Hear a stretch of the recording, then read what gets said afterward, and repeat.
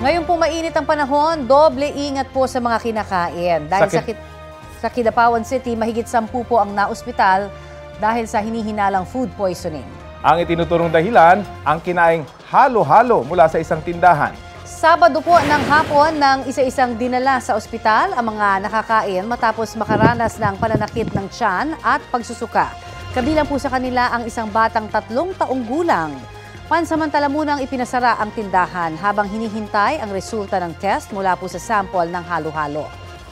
Sinubukan ng GMA Integrated News na kunan ng pahayag ang may-ari ng tindahan pero tumanggi siya. Agad naman daw silang nakapagbigay ng ayuda sa mga biktima.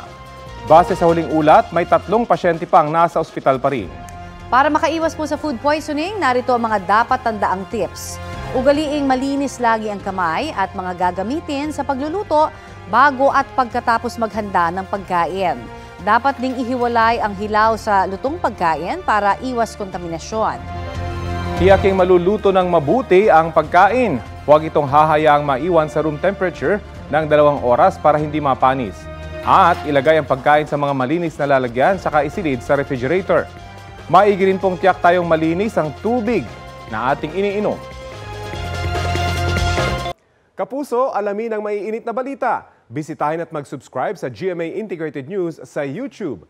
Sa mga kapuso abroad, samahan nyo kami sa GMA Pinoy TV at sa www.gmanews.tv.